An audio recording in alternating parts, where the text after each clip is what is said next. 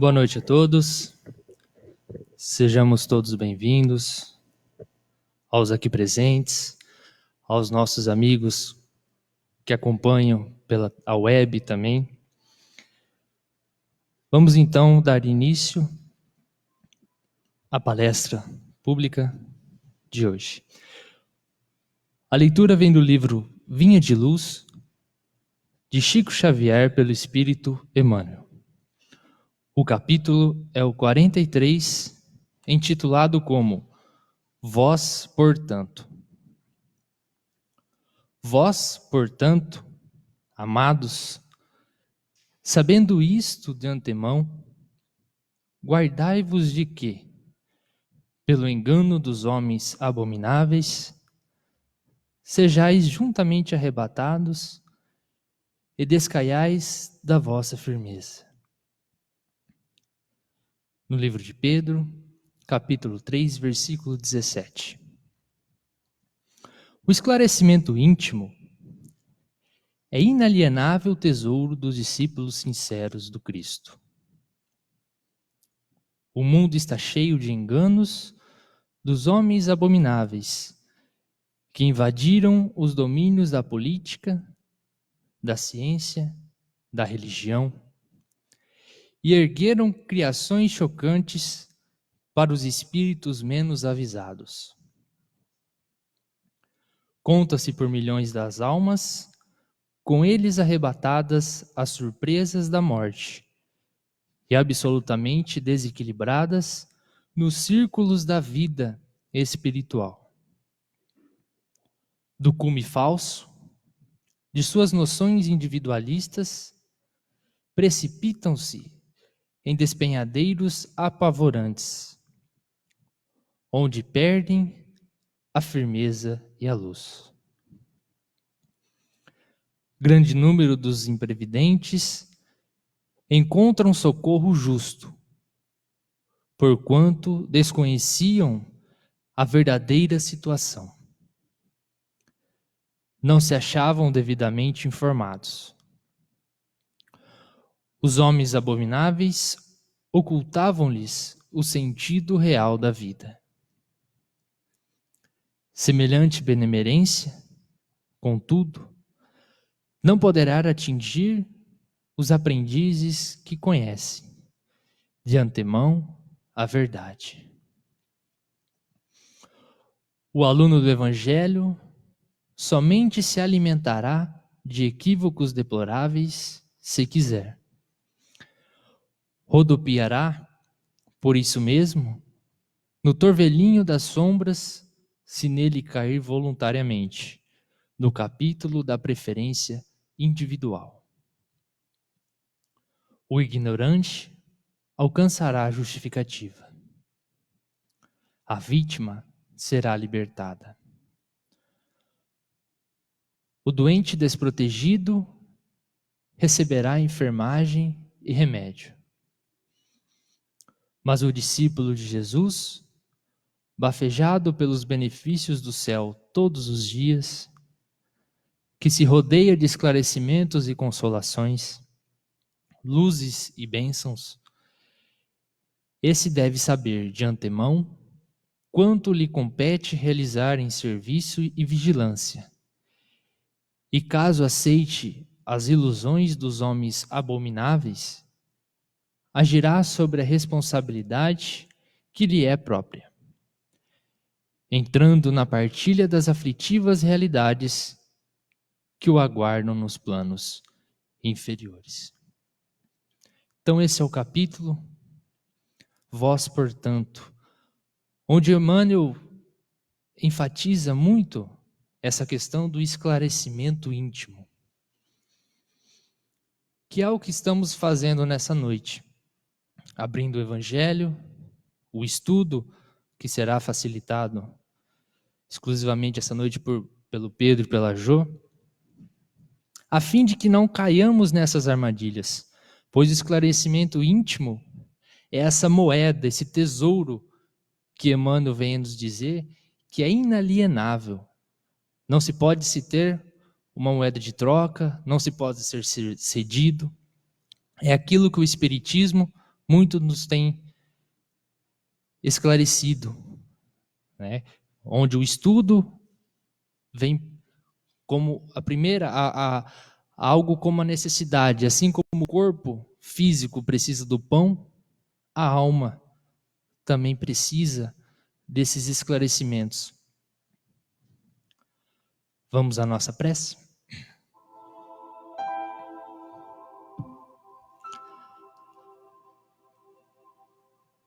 Querido Jesus, agradecendo por mais essa noite, mais essa oportunidade que a vida nos tem concedido de estarmos nessa casa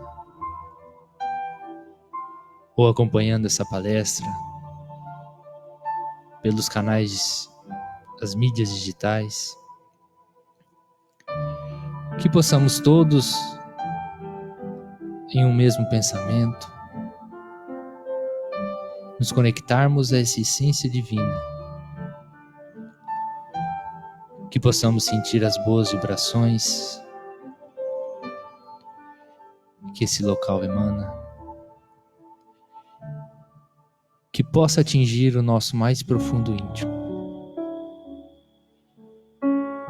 Que o Espiritismo possa cumprir o seu papel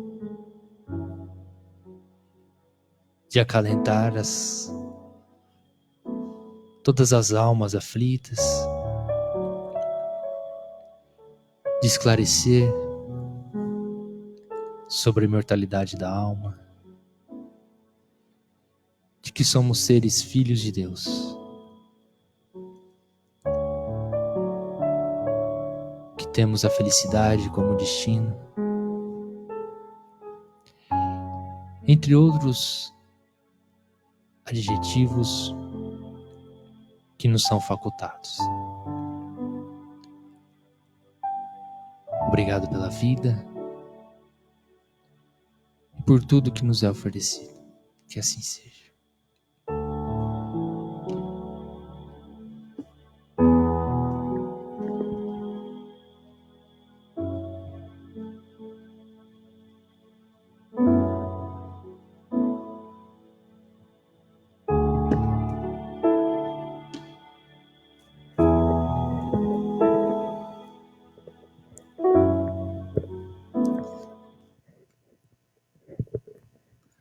Boa noite. Tem que baixar o microfone porque o andar é um pouco mais baixo, né? Sempre um prazer estar aqui. Hoje com menos olhares de amigos, rostos conhecidos, né? Mas eu creio que estamos chegando até esses rostos conhecidos, queridos, saudosos, cada um em suas casas. E vamos falar hoje sobre 3 questões do Livro dos Espíritos. Do capítulo 9, na parte segunda. A parte segunda do Livro dos Espíritos foi trabalhado depois por Kardec em O Livro dos Médiuns. E ele vai falar sobre o mundo espírita. Então, por isso que nós vamos falar características de espíritos.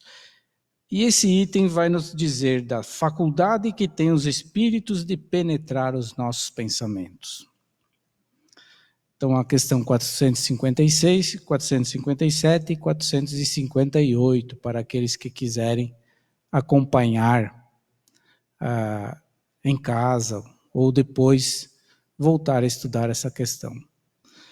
Então, na questão 456, é proposto aos espíritos: veem os espíritos tudo o que fazemos? E eles respondem: podem ver, pois que constantemente vos rodeiam. Cada um, porém, só vê aquilo a que dá atenção. Não se ocupam com o que lhes é indiferente. 457.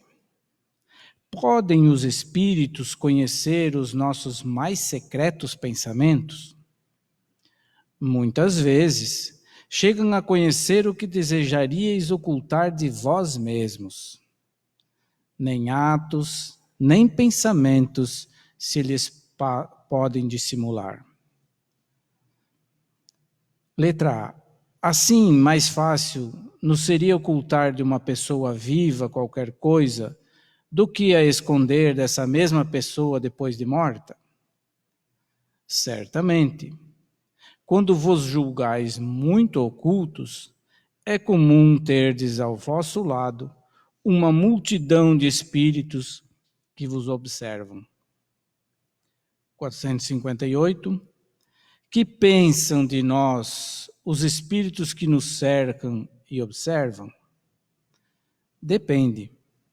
Os levianos riem das pequenas partidas que vos pregam e zombam das vossas impaciências. Os espíritos sérios se condoem dos vossos reveses e procuram ajudar-vos. Então nós vamos ver que eles esclarecem a Kardec essa relação que tem os espíritos no mundo espiritual desencarnados para conosco. Paulo vai nos dizer que nós estamos rodeados por uma nuvem de testemunhas. É exatamente isso. Espíritos que nos acompanham o nosso dia a dia e que conseguem como que ler os nossos pensamentos. André vai nos dizer que os espíritos costumam sentir o hálito mental nosso. Hálito mental. Quando a gente fala isso, eu pelo menos, quando li isso, me lembrei do famoso mau hálito. É terrível, né? Imagina que os espíritos conseguem sentir o hálito dos nossos pensamentos. Quer dizer, é uma figura simbólica, uma alegoria, mas eles conseguem entender os nossos pensamentos, a essência do que somos. Daí porque não podemos esconder nada deles.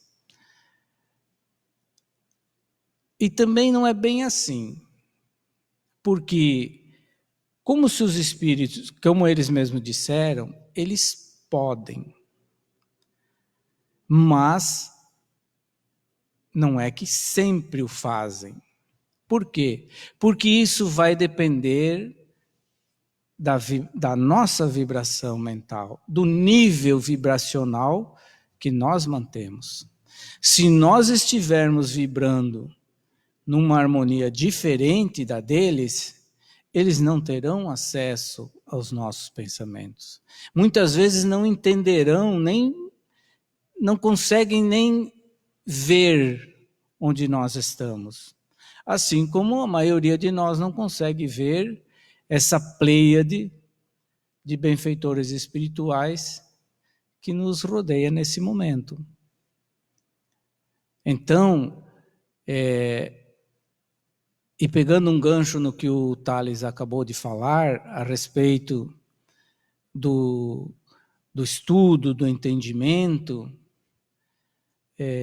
procurar entender melhor essas leis que regem as nossas vidas, nós podemos entender por que muitas vezes algumas pessoas são vítimas de espíritos zombeteiros.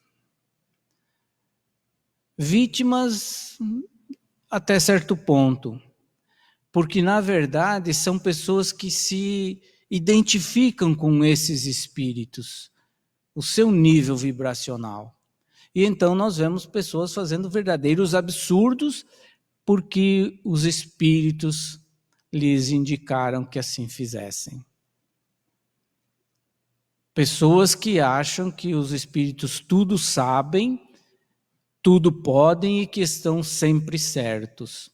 E nós vamos ver em O Livro dos Médiuns, e aqui mesmo nesse capítulo, que cada um só tem o alcance do seu próprio conhecimento. São espíritos, são os homens que viveram na Terra, como diz Kardec.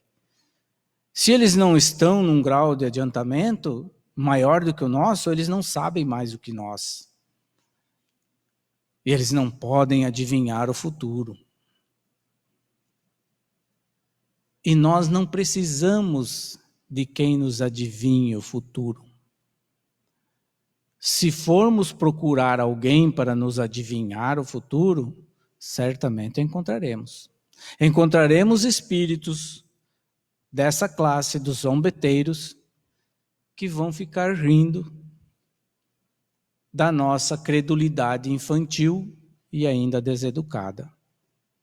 Mas se formos procurar o auxílio de benfeitores espirituais, certamente os teremos a mão cheias. Certamente seremos atendidos se procurarmos dignamente, com respeito, com lucidez, com bom senso, a ajuda desses benfeitores. Sempre haverá alguém disposto a nos ajudar. Já houveram em outras existências.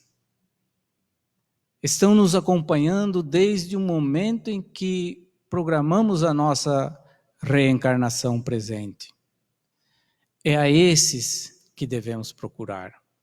É a esses que devemos nos ligar, através da prece, dos bons pensamentos, da caridade, que fora da qual não há salvação.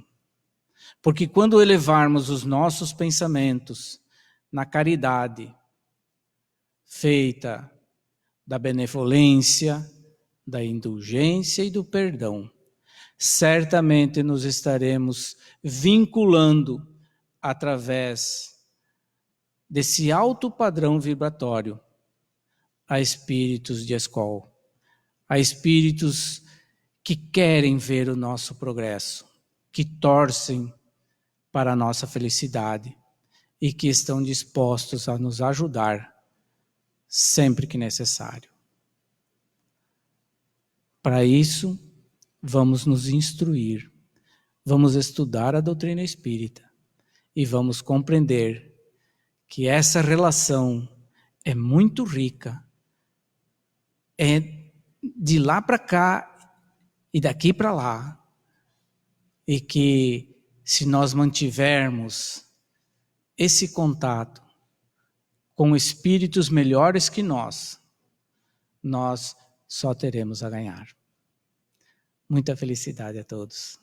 Até mais.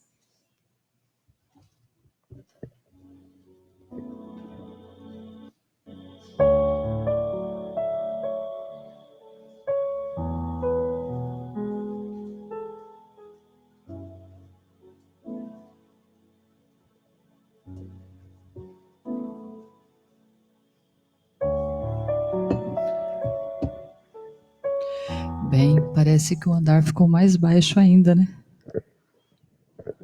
Mas é bom é que está tudo em família. Não é mesmo? Boa noite a todos. Os aqui presentes e os que nos acompanham pelas mídias sociais, sintamos nesse momento totalmente envolvidos na luz augusta do Mestre Jesus e que isso seja um repositório da confiança absoluta em nossas almas, né? E que a gente siga contribuindo, colaborando, elevando, né, da melhor maneira possível. Lembrando que, embora a gente esteja à distância física, nós não estamos distante fisicamente, essa aqui é a água. E a água, ela pode e deve continuar sendo fluidificada. Ainda que você não possa vir à casa espírita, você não necessita que um médium, que uma pessoa específica fluidifique a sua água. Não é assim que isso acontece. A água ela é fluidificada quando você busca pedir de coração, né? Aquilo que você pede de coração, você obtém. Então, você pode fluidificar a água na sua casa e deve fazê-lo. A água fluidificada, ela é um remédio que nós ainda não descobrimos. Quem lê a obra do André Luiz sabe. Então, você, na sua casa, ou aqueles de nós que aqui estivermos, quando estivermos em casa, coloquemos a nossa água, façamos ali uma prece, uma oração, no sentido de que, se houver alguma necessidade de que seja manipulado alguma coisa na água para nós, que assim seja, né? E assim será. Então, a gente pode continuar fazendo uso da água fluidificada da mesma forma, e cada um de nós, sim, temos condições e competência para fluidificarmos a água em nossa casa, ainda que nós nunca tenhamos feito um curso de passe ou qualquer outra coisa. Não existe um curso para fluidificar a água, gente. Não é assim que as coisas funcionam. Então, devemos continuar fluidificando e usando a água, né, a benefício de toda a nossa família, de todos aqueles que nos cercam. No tema 2 de hoje, né, hoje é dia 16 de abril, mas aí depois de amanhã a gente tem o dia 18 de abril, o aniversário, né, de 163 anos de O Livro dos Espíritos. O Livro dos Espíritos, ele é o marco inicial do Espiritismo. Antes de 18 de abril de 1857, nós tínhamos diversas vertentes religiosas, baseadas nas 3 religiões, que é o hinduísmo, o islamismo e o cristianismo. A gente já tinha várias formas, né, de se expressar as 3 bases de religião, mas nós não tínhamos o espiritismo. O espiritismo, ele tem um dia que ele nasce, né?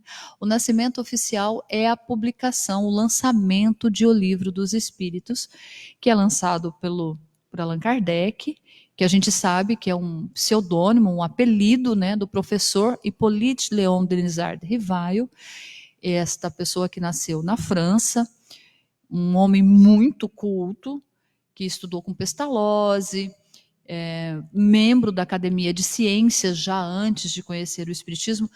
Ele já era uma pessoa muito respeitada como pedagogo, como cientista, como magnetizador, uma pessoa bastante erudita, com uma cultura vasta, dominava o alemão muito bem, entendia o holandês, falava o francês, que era a sua língua materna, mas acho que ele falava mais 2 idiomas.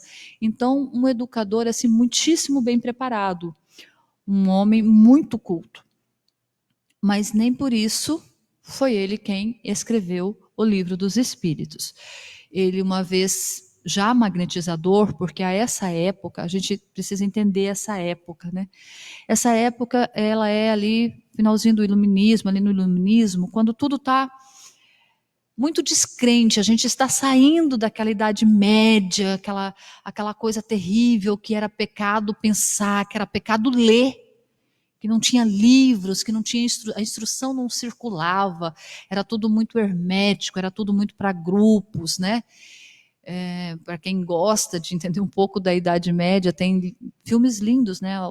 O Nome da Rosa, por exemplo, é um filme maravilhoso que vai nos dar uma ideia dessa época. Então, a humanidade está saindo dessa época traumática, uma época que teve um prejuízo muito grande, porque foi tanto absurdo, foi tanta temeridade, foi tanto massacre, foi tanta injustiça e injustiça social, que a relação do humano com o divino ficou bastante quebrantada.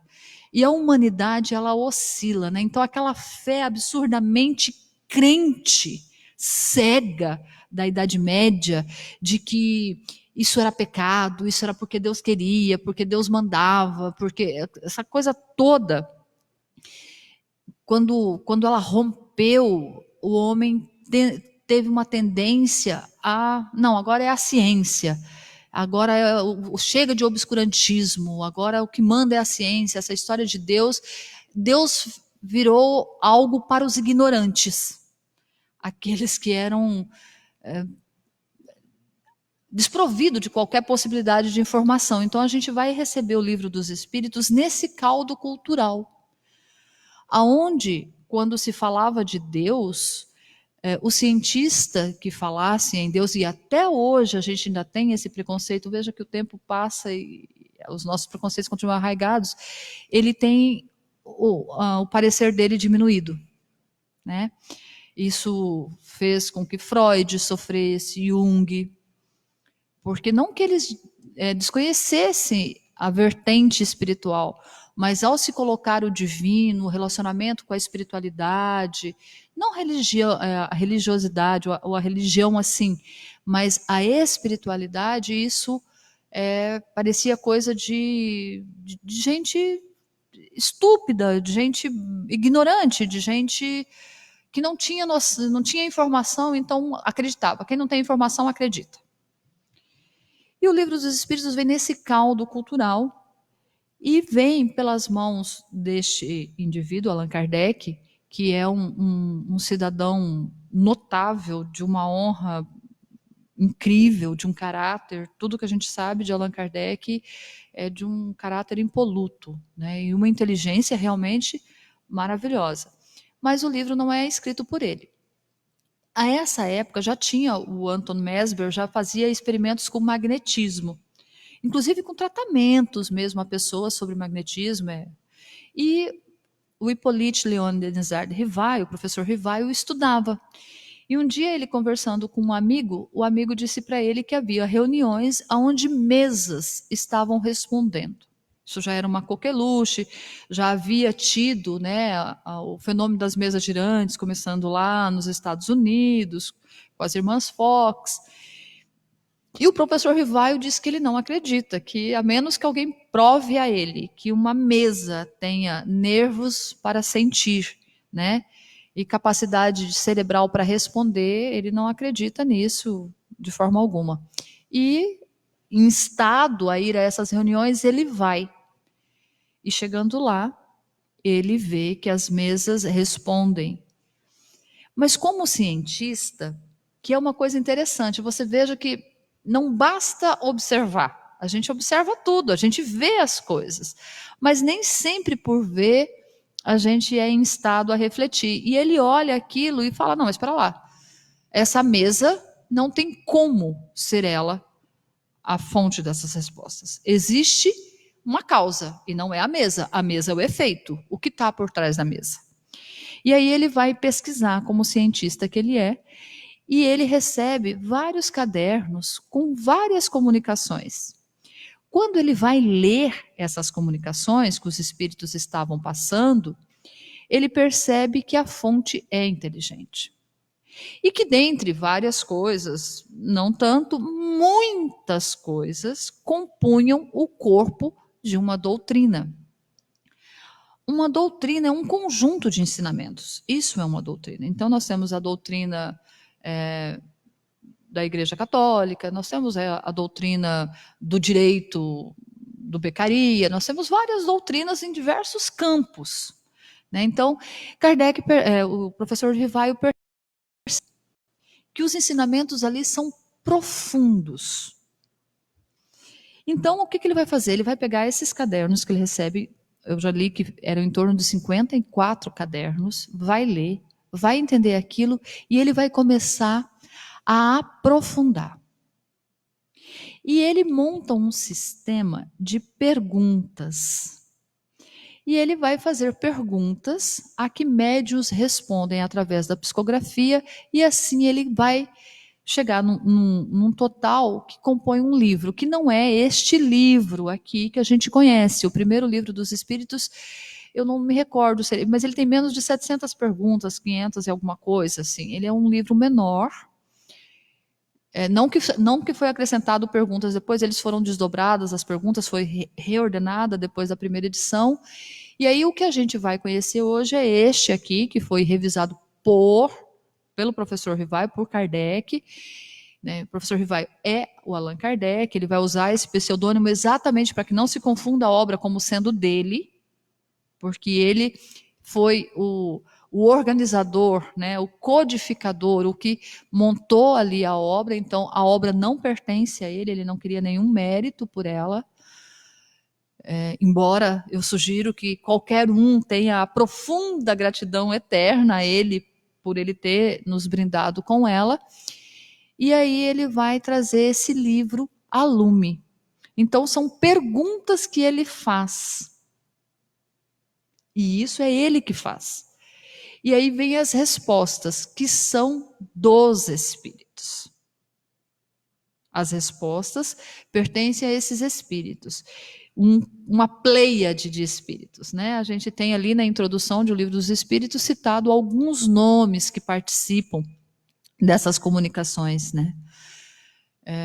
São diversos, mas é uma pleiade de espíritos, o que a gente sabe, eles dirigidos por Jesus. A gente tem comunicações de Jesus na obra básica, e aí ele vai recebendo essas respostas e vai organizando, vai setorizando, vai colocando. E então, no Livro dos Espíritos, quando a gente vê a pergunta, ela foi elaborada por Kardec. Quando a gente lê a resposta, ela foi dada pelo Espírito. E aí a gente vai ver mudar a letra. Ali é um comentário só de Kardec. Porque Kardec faz a pergunta, recebe a resposta, e na resposta ele não mexe, mas ele comenta. Então ele faz os comentários, ele aprofunda, ele nos ajuda, sabe, a digerir aquela resposta, a chamar a atenção para pontos cruciais, relevantes ali. E às vezes a gente tem mais embaixo uma nota da editora ali, que é alguma coisa de tradução, alguma coisa de adaptação de livro. Mas a pergunta é de Kardec, a resposta é dos espíritos com comentários de Kardec. Toda a obra básica é assim. A obra básica, por quê? O Livro dos Espíritos, ele é composto, isso é bem didático ali, quem está no ensino mais básico do Espiritismo, que é o EJE, que é bem importante fazer, sabe? 4 partes. 4 partes, que cada parte dela é aprofundada em um próximo livro. E aí a gente tem a primeira parte sendo aprofundado na Gênese, que curiosamente é o último livro a ser lançado. A segunda parte do Livro dos Espíritos sendo aprofundado em O Livro dos Médiuns, que é o segundo livro a ser lançado. E a terceira parte aprofundada em O Evangelho segundo o Espiritismo, que é o terceiro livro a ser lançado. E aí a quarta parte sendo aprofundada em O Céu e o Inferno, que é o quarto livro a ser publicado. A Gênese é o quinto. E isso forma o Pentateuco. Os 5 livros que contêm a doutrina espírita. Eu falo sempre isso para a gente voltar lá para o tempo de escola. Lembra do contém e está contido? O que contém, tem dentro. Então, a obra básica contém a doutrina espírita, mas a doutrina espírita não está contida na obra básica. Porque a doutrina espírita ela é muito maior. E a própria introdução dos Livros dos Espíritos vai nos guiar dizendo que a gente observe a natureza, né? Porque por que surgia a doutrina espírita? Se a gente já tinha tantas religiões, e depois delas continuam surgindo mais um monte de religião, por que surgiu a doutrina espírita? Né? Como que ela vem?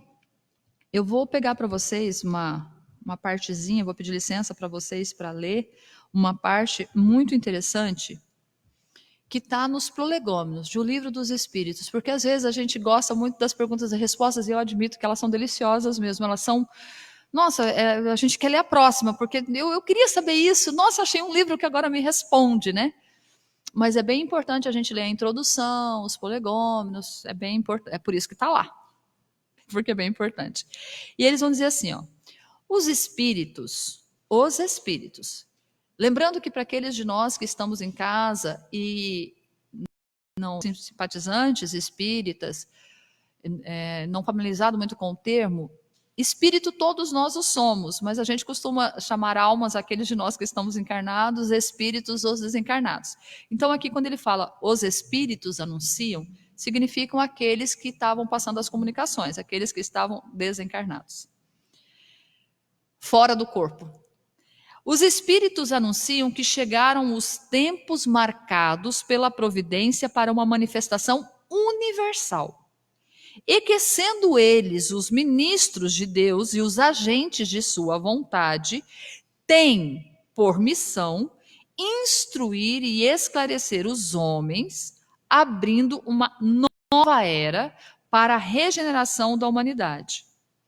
Este livro é o repositório de seus ensinos.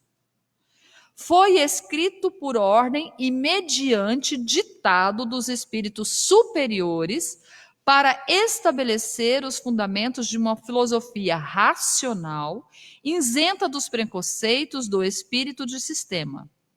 Nada contém que não seja a expressão do pensamento deles e que não tenha sido por eles examinado. Só a ordem e a distribuição metódica das matérias, assim como as notas e a forma de algumas partes da redação, constituem obra daquele que recebeu a missão de os publicar. Então, isso vem num tempo decidido pela nossa espiritualidade superior. Por que a gente diz isso? Bem disse o Pedro antes: se eu quiser adivinhar o meu futuro e quiser inquirir aos espíritos acerca, não me faltarão médiuns. Vamos ter boa fé e vamos pensar que são apenas médiuns não bem educados e espíritos levianos que me respondam. Aliás, está em O Livro dos Médiuns. Se você tem uma pedra, ela te responde. Eles fazem isso. Um ninho de pintacilgo, de um passarinho, cai os ovinhos e eles chamam a mãe dos passarinhos. E a mãe dos passarinhos responde: gente, mas mãe de passarinho, a passarinha responde: não, mas um espírito brincalhão sim. Ah, mas isso aconteceu com Kardec lá na hora que eles estavam testando? Sim, sim, aconteceu, porque é uma ciência. Se testa para ver como é que funciona. Tem testes, não é porque se acha. Há um sistema, né? Então, a doutrina espírita, ela vem num tempo determinado e ela vem dos espíritos superiores porque, sim, lá em O Livro dos Espíritos, a gente vai entender que existem classes de espíritos. Que não é didático, gente, mas existem espíritos mais perto do primitivo e existem espíritos mais perto do divino. Então, entre o branco e o preto total, a gente tem uma infinidade de escalas de cinza, não é verdade? Assim o é com o espírito do simples ignorante, que fomos todos criados, ao aquele que está mais próximo da perfeição relativa, que é o que a gente pode atingir, a gente tem uma gama infinita de classificação de espíritos. E existem aqueles mais levianos, zombeteiros, que se propõem, pseudo-sábios, que se propõem a responder qualquer coisa. Você pergunta, ele responde. Ah, mas o médium foi fraudulento. O médium deu uma passividade e atraiu aquele espírito, e o espírito falou. Houve uma comunicação. E a comunicação foi mediúnica. Aliás, isso é uma advertência fantástica para quando a gente recebe livro, porque a gente diz, esse livro é espírita. Não. Se ele fere princípio cristão, ele não é espírita. Não, mas foi um médium que psicografou. Sim, então isso quer dizer que o livro é mediúnico. Mas para ser espírita, ele tem que seguir os princípios da ética, dos ensinamentos espíritas. Ou ele não é um livro espírita. Não é porque o livro é mediúnico que ele é de boa qualidade. Daí o cuidado que a gente tem com o que a gente lê, especialmente quando a gente não tem uma base doutrinária satisfatória. Eu não vou nem colocar a palavra boa, mínima. Mas aonde que eu consigo uma base doutrinária mínima? Na obra básica. Por onde que eu começo? Livro dos Espíritos. A recomendação, e ela é real, que se comece pelo que é o Espiritismo. Que é bacana também. Eu, pessoalmente, cito o que é o Espiritismo, quer começar por ele sim, mas se você quiser começar pelo Livro dos Espíritos, é excelente começo.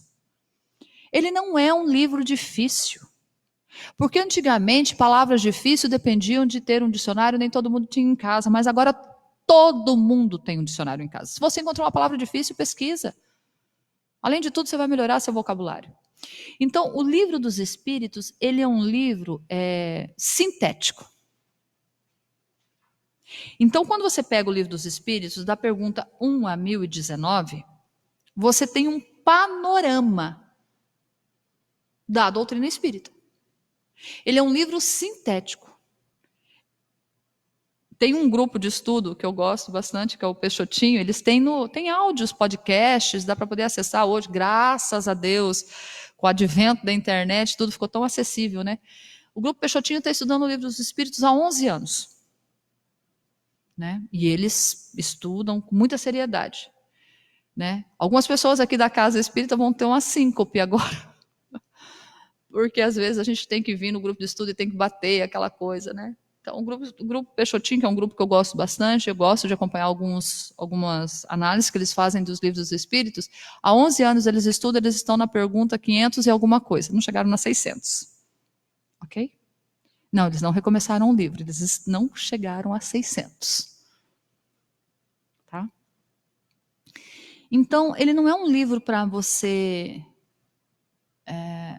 ler e dizer que você leu. Ele é um livro para poder estruturar a sua vida. É um livro de estudo. É um livro permanente. É um livro de sempre. Né? Preferencialmente na ordem, mas estúdio. Ele é sintético porque ele contém o tudo. Aí, quando a gente vai para o Livro dos Médiuns, aí você tem um livro analítico, você tem o Evangelho segundo o Espiritismo, aí você tem o Céu e o Inferno, aí você tem a Gênese. Quando a gente pensa no Espiritismo, o Espiritismo ele vem e ele tem um objeto de estudo, né? Para que serve o Espiritismo? O que o Espiritismo faz? Diz que a gente tem aqueles acrósticos, assim, que é uma palavrinha, né? A gente decora muito isso em sistemas de estudo para a gente não esquecer nunca mais. O acróstico para isso é onde. Onde? O que é esse onde? Origem, natureza e destinação dos espíritos. É o objeto de estudo do Espiritismo. É disso que trata o Espiritismo. Ele trata da origem, da natureza e da destinação dos espíritos.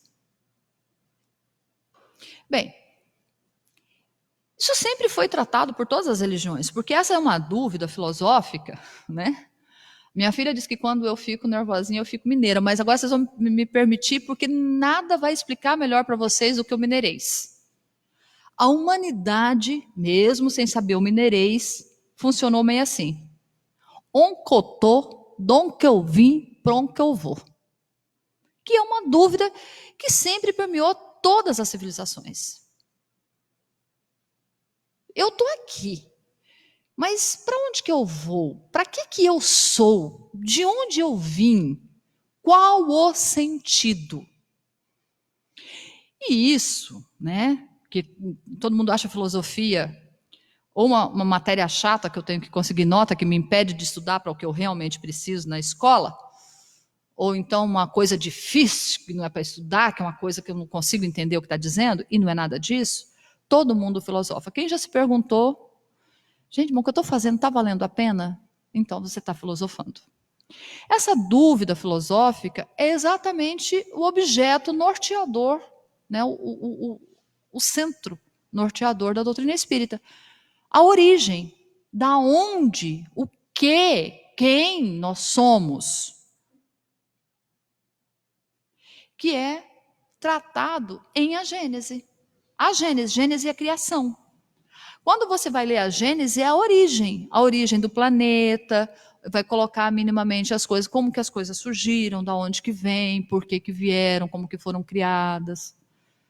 E que não é, gente, não é aquela coisa matemática. Quando a gente... eu fiz uma palestra, que também está disponível no YouTube, no Missionários, no domingo retrasado, que falava de fé.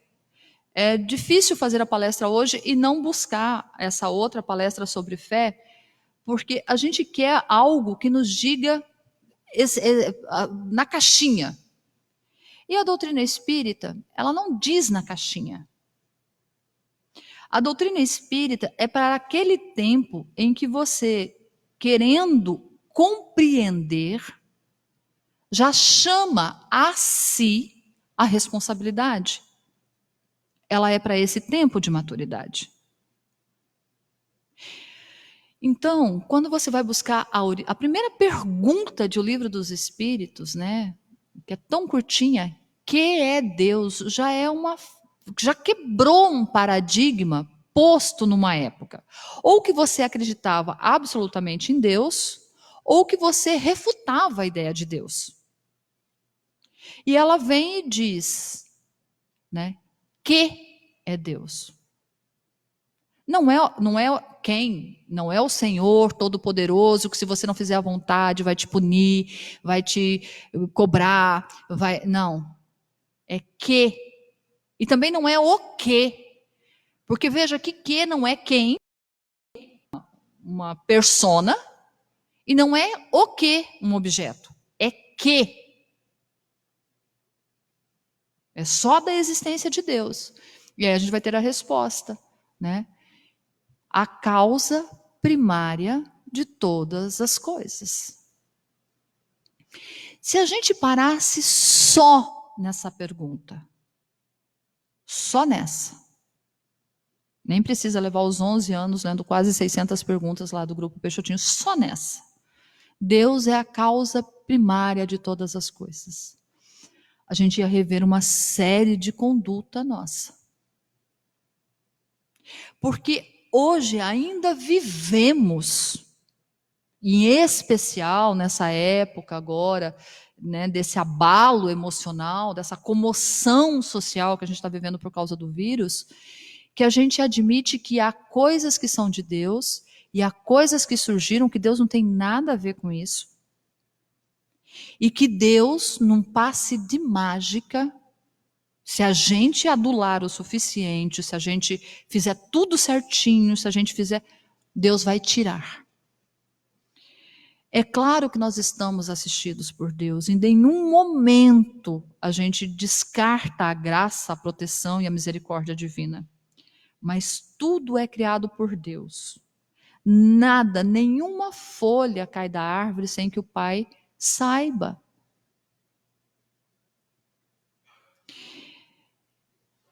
Isso é uma pergunta bastante inquietante.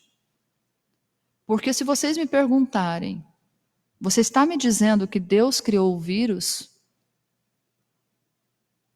E eu vou responder para vocês com bastante honestidade. Eu ainda não sei de outro Deus que cria. Porque eu, Joanes, não creio que o diabo crie. O que eu, Joanildes, entendo é que todos os seres, todas as coisas são criadas por Deus com um propósito, uma função. De fato, parece que nós causamos um desequilíbrio. E esse vírus saiu do lugar dele e contagiou.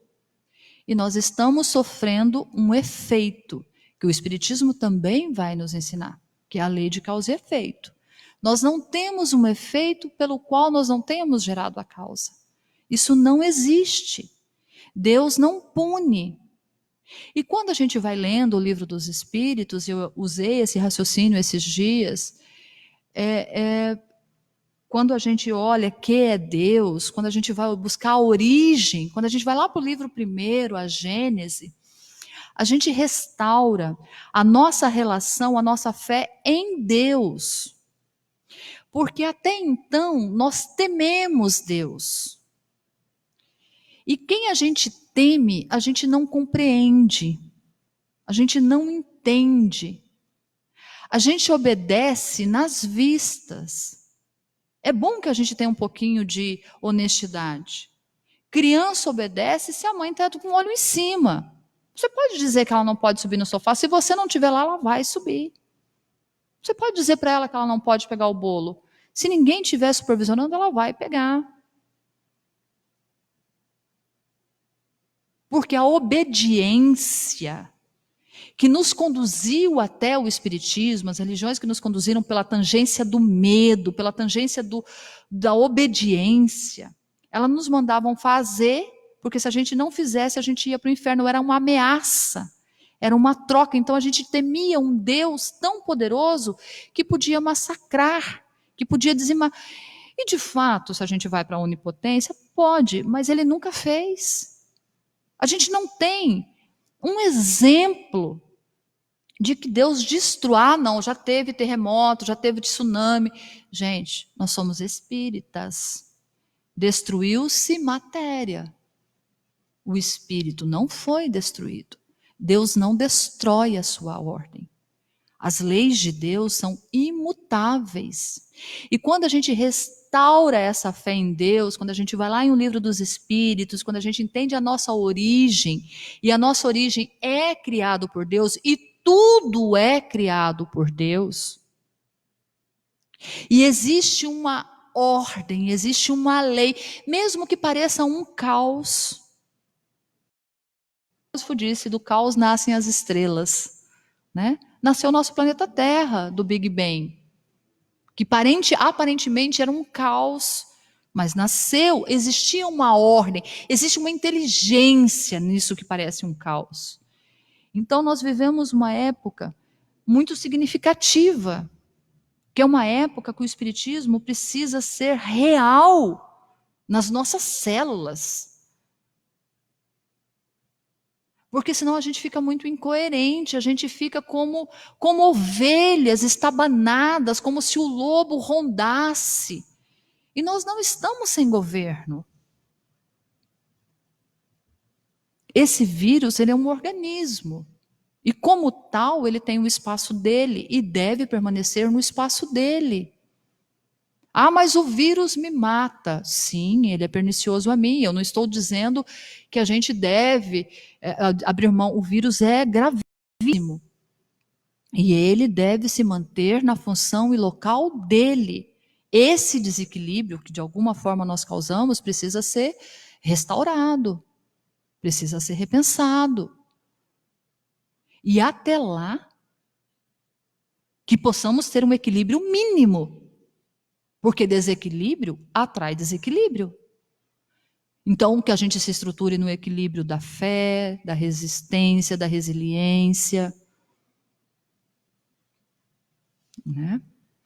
Da perseverança. Então, a origem, da onde a gente veio de Deus. E nós trazemos, por analogia, na nossa natureza, atributos análogos ao de Deus. Isso explica por que a gente se desequilibra, porque a gente se afasta da lei de Deus. Deus é soberanamente bom, justo. Se nós, na nossa ação, ainda egoísta, temerosa, quando a gente não olha para o todo, quando a gente não se vê uno com Deus, com tudo que é obra de Deus, a gente se vê separado. E separado a gente tem medo. E com medo a gente se perturba. E se a gente se perturba, a gente se desequilibra. E se a gente se desequilibra, a gente adoece. É preciso que nós nos reconectemos a Deus. Então, o Espiritismo, ele vem numa época dizer para nós que sim, não é coisa de ignorante, é coisa de humano. Não há como nós dizer de onde nós viemos sem chegarmos a Deus, Alá, Jeová, Brahma, chamem como quiser, não tem problema. Não há como. Então, essa primeira parte do Livro dos Espíritos, que vai explicar a nossa origem, ela restabelece a nossa relação. Ao entendermos a nossa origem, a gente entende a nossa relação com Deus e vai fortificando a nossa fé para com Deus. E aí a gente vai para a segunda parte. Porque eu existo, eu estou aqui. E da onde que eu vim? Eu vim de Deus. E o outro, como é que é? Como é que eu estou? Depois que eu entendi este mundo, a gente começa a entender que este mundo não é só o que os olhos veem. E aí ele vai falar dessa natureza. A natureza dos espíritos. Não só da sua origem, mas da sua natureza. Que a gente tem uma natureza de ordem divina, ora no campo material, ora no campo espiritual. Como que é essa relação desses mundos físicos e espirituais? Isso é aprofundado em O Livro dos Médiuns, que a gente acha que trata só de mediunidade. Eu não tenho mediunidade, não preciso ler O Livro dos Médiuns. Precisa. Se é humano, se é gente, então ler O Livro dos Médiuns vai te fazer muito bem. Porque se eu não entendo algo, aquilo não deixa de existir porque eu nego. Embora tenhamos alguns... Voltando. Quando eu nego algo, aquilo não desaparece porque eu neguei.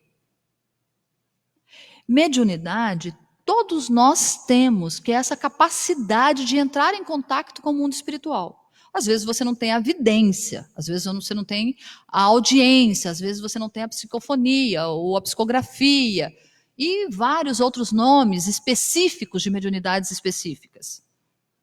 Mas a capacidade de sentir a intuição, de sentir a comunicação entre você e o seu mentor, o seu anjo da guarda, o seu guia espiritual, como você quiser chamar, você tem. Aí isso chama-se mediunidade.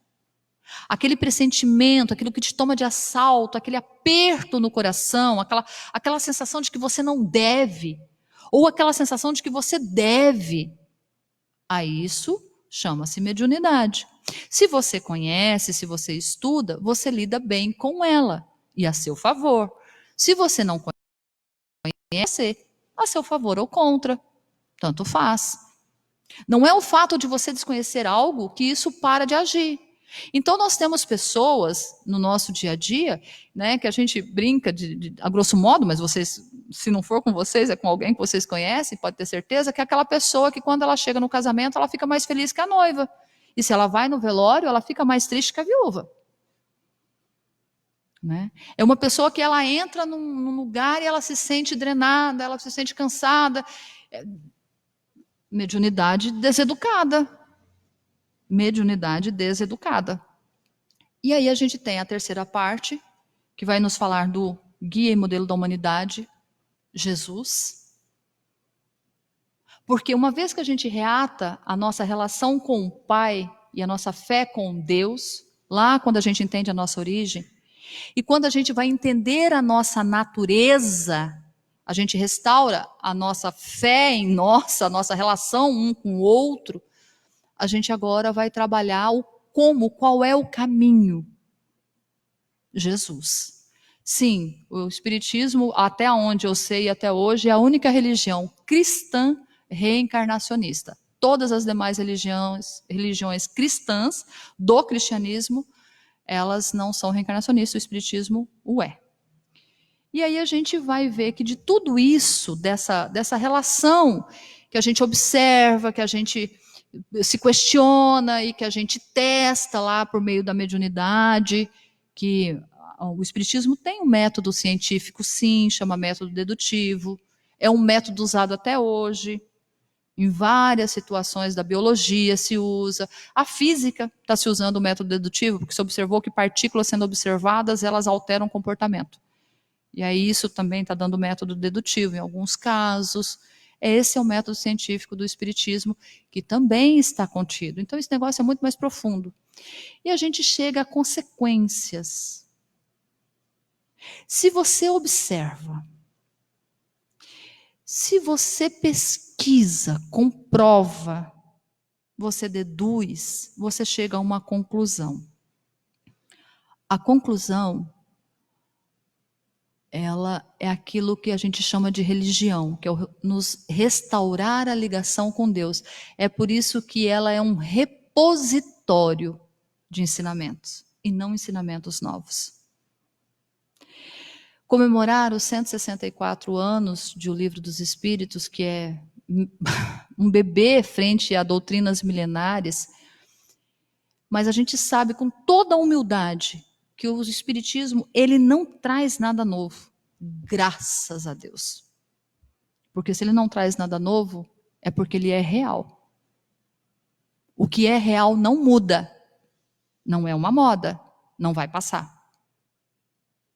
Mas ele traz de uma forma acessível a muito, extremamente acalentadora, extremamente comovente. Nós temos um ditado que diz que a gente geralmente chega no espiritismo pela dor. Não necessariamente. Mas se for esse o caso de haver chegado pela dor, permita que o espiritismo seja esse bálsamo. Permita que o livro dos espíritos saia das páginas do livro dos espíritos e adentre as nossas atitudes. Só tem sentido se sair dessa porta para fora. Só tem sentido se mudar as nossas vidas. Só tem sentido se, ao tomarmos uma decisão, a gente vir aqui e ancorar o que a gente faz, pensa, pratica, se está o mais coerente possível. Porque quando a gente estiver na coerência total, eu acho que a gente chega num homem perfeito do Evangelho que eles fazem 3 páginas lá que você já desiste no segundo parágrafo e depois ele diz, olha, quem está aqui está no começo, num bom começo. Então, comemorando os 164 anos de O Livro dos Espíritos, que a gente possa compulsar, mexer, ler, compreender, né? Mas principalmente vivenciar. E agradecer profundamente a Kardec por esse presente divino à humanidade. Que possamos agora convidar a todos, os aqui presentes e os em casa, ou onde estiverem nos acompanhando, a que possamos fazer a nossa prece, né? E que seja uma prece que chegue não só a Allan Kardec, que foi de um trabalho hercúleo, né, de uma vontade férrea, que doou-se totalmente, completamente a isso, mas a todos, todas as meninas médiuns que colaboraram a essa obra, os editores, quem financiou a época, enfim, né, todos aqueles que participaram de trazer a nós essa dádiva divina que é o Livro dos Espíritos, possam receber neste momento o nosso muito obrigado, a nossa gratidão profunda, o nosso reconhecimento e a nossa sincera proposta de vivenciarmos esses ensinamentos tão acessíveis hoje neste livro, ao alcance de qualquer aparelho eletrônico hoje, com download gratuito, com aulas gratuitas explicando, falando sobre. Que o Pai do Céu abençoe fartamente esta casa, a equipe espiritual que a dirige e todos nós vinculados a esta casa, que possamos neste momento que a luz dá sorriso, acalentando todos os corações